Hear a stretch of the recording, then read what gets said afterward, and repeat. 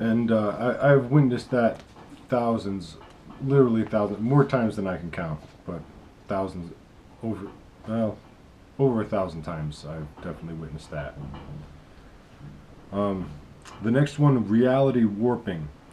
The ability to change or manipulate reality itself, which that would be a really good thing to do, and that's actually what ultimately what the intention is here.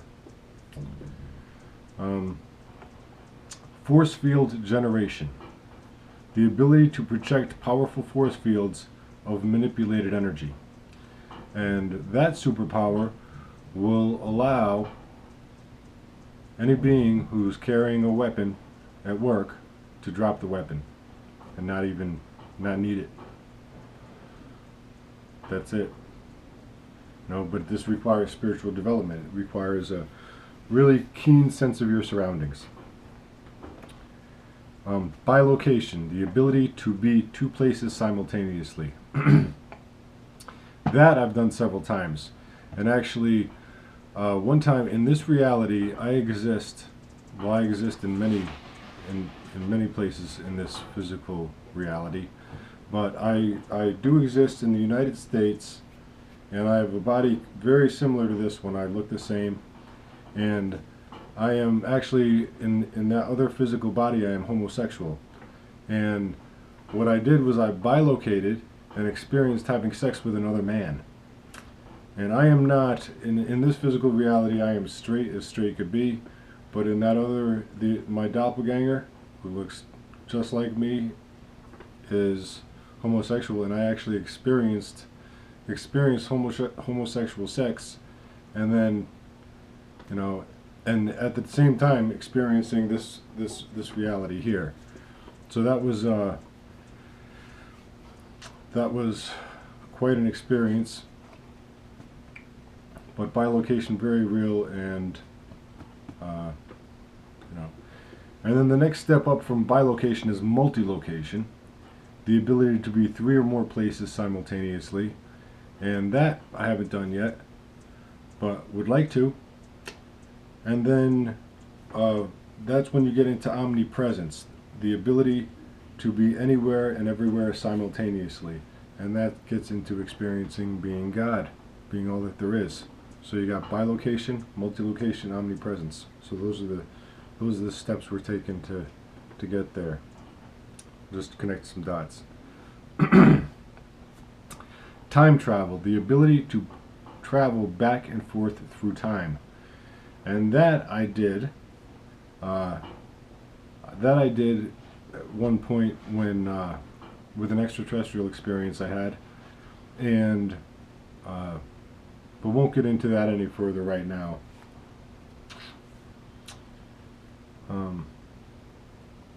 This is an important one. Compressed time. The abilities to alter the qualities and the relationship between space and time. And that is like, sometimes in the movies you'll see someone shoot an arrow and the other person is able to catch the arrow. That is compressed time. And in higher dimensions, I believe angels can do this, or maybe not all angels, but many of them, the higher level angels, can actually navigate through your reality when your reality is frozen. Like, so if you watch the movie Michael, at the end of the movie, when they were dancing in the street and everything was frozen and the two angels kept dancing, that is a real ability, and angels can do that. But compressed time would be a very good superpower for a martial artist to activate and exercise. Ecological empathy, the ability to sense the overall well-being and conditions of one's immediate environment and natural setting, stemming from a psychic sensitivity to nature. Sasquatch has that. Sasquatch is very, very in touch with that, and fairies also have that. So that is a very important thing. And when you expand your consciousness, you're going to that's something that's going to naturally expand. But it would be good to specifically focus on that superpower too. That would really help a lot of things. So then we went over omnipresence. Then we got omniscience, the ability to know anything and everything simultaneously, experiencing being God. Omnipotence, the quality of having unlimited power, God. And omnilinguism, the ability to understand every language. And we want this website set up omnilinguistic, with omnilinguism, so that everybody can work simultaneously, because that's going to be very important for evolving past war. And basically, you know, with war, and I'll be getting into this in the course of the shift, but the only reason why we're at war is because one hand doesn't know what the other hand's doing, and that's the only reason. And that's it. So we definitely want omnilinguism.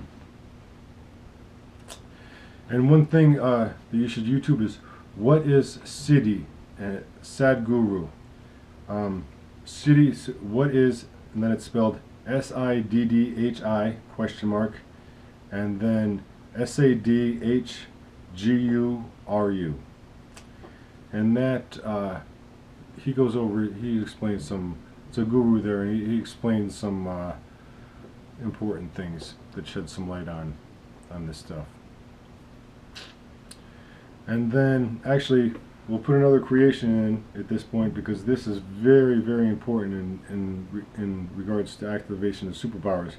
But at the Aquarian Foundation, they have thousands and thousands of cassette tapes there that are collecting dust sitting on the shelves, and it's all about how to activate these things. I mean, it's all about a lot of things. You know, focuses totally on spiritual development, but then the side effect of spiritual development is exhibiting these powers, and they get right into it. So what we want to do is overhaul the cassette tapes of the Aquarian Foundation onto the most up-to-date technology available on this planet, and remove all static and noise from those things, and organize it into specifically to each superpower. Well, and organize it however, you know, maybe you'll have a favorite channel or an ascended master that comes through, or whatever. But you definitely, I mean, there's just so much information at the Aquarian Foundation that could be used for so many wonderful things, specifically this, and so as long as that pot of gold is there, the human race would really benefit from it. So we'll put that creation on the pile too.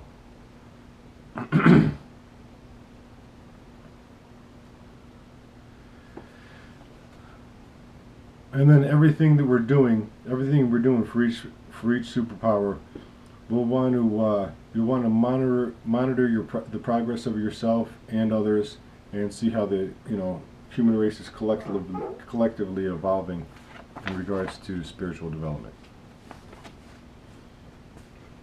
So now we'll get into some specific ways and things you can do on this website.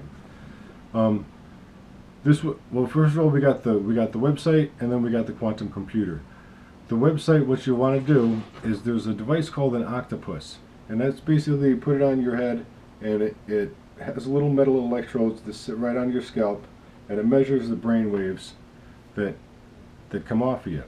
And one device is called an octopus, and then there's all sorts of different devices that do it. At the Bio-Cybernaut Institute, they actually kind of glue them on there for the duration of your session. But it's that technology that you want to use for the website and plug into the computer.